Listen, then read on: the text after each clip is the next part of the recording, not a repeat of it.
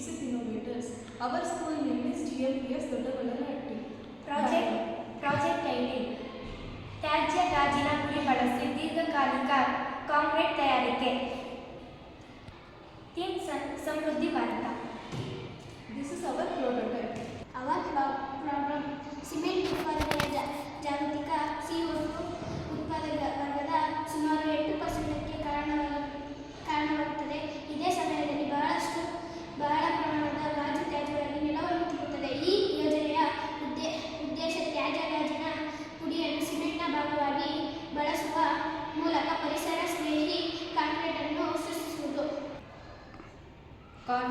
ಕಟ್ಟಡ ನಿರ್ಮಾಣದಲ್ಲಿ ಸಿಮೆಂಟ್ ಬೇಡಿಕೆ ಹೆಚ್ಚಾಗುತ್ತಿದೆ. ಸಿಮೆಂಟ್ ತಯಾರಿಕೆಯಿಂದ ಹೆಚ್ಚಿನ ಕಾರ್ಬನ್ ಡೈಆಕ್ಸೈಡ್ ಉತ್ಸರ್ಗ. ಗಾಜಿನ ತ್ಯಾಜ್ಯ ಸರಿಯಾದ ರೀತಿಯಲ್ಲಿ ವಿಲೇವಾರಿ ಆಗುತ್ತಿಲ್ಲ. ಶಾಶ್ವತ ವಸ್ತುಗಳ ಬಳಕೆ ಕಡಿಮೆ.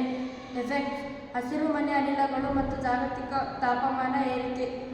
ನೈಸರ್ಗಿಕ ಸಂಪನ್ಮೂಲಗಳ ಕ್ಷಯ. ಭೂಮಿಯ ಮತ್ತು ಪರಿಸರದ ಮಾಲಿನ್ಯತೆ. ಹೆಚ್ಚಿನ ಶಕ್ತಿಯ ಬಳಕೆ.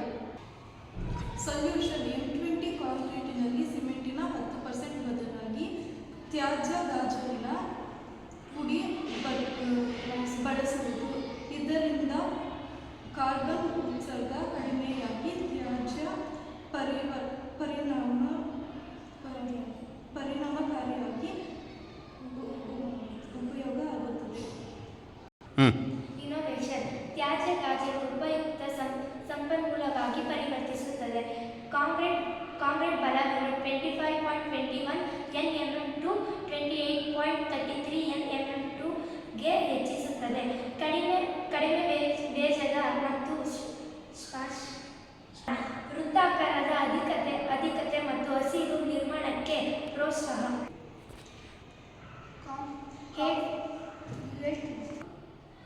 ಹೇಗೆ ಕೆಲಸ ಮಾಡುತ್ತದೆ? ಗಾಜು ಸಂಗ್ರಹಣೆ, ಪುಡಿ ತಯಾರಿಕೆ 10%, ಸಿಮೆಂಟ್ ಬದಲಾವಣೆ ಪರೀಕ್ಷೆ. Slip 97 mm, compaction factor 0.7, compressive strength 28.33 nmm2. ಫಲಿತಾಂಶ: ಗಟ್ಟಿಯಾದ, ಬಲವಾದ ಮತ್ತು ಪರಿಸರ ಸ್ನೇಹ ಕಾಂಕ್ರೀಟ್. ಪ್ರಭಾವ: ಕಾರ್ಬನ್ ಡೈಆಕ್ಸೈಡ್ ಉತ್ಸರ್ಗ ಮತ್ತು ಸಿಮೆಂಟ್ ಬಳಕೆ ಕಡಿಮೆ. ತ್ಯಾಜ್ಯ ಗಾಜು ಉಪಯುಕ್ತ ವಸ್ತುವಾಗಿ ಪರಿವರ್ತನೆ. ಕಾಂಕ್ರೀಟ್ ಬಲ ಮತ್ತು ದೀರ್ಘಾವಧಿ ಹೆಚ್ಚಳ. ಹಸಿರು ಮತ್ತು ಶಾಶ್ವತ ಭಾರತದತ್ತ ಹೆಜ್ಜೆ. ಇದು ನಾವು ಮಾಡಿರುವ ತ್ಯಾಜ್ಯ ಗಾಜಿನ ಕಾಂಕ್ರೀಟ್. ಎಲ್ಲ ಕೈ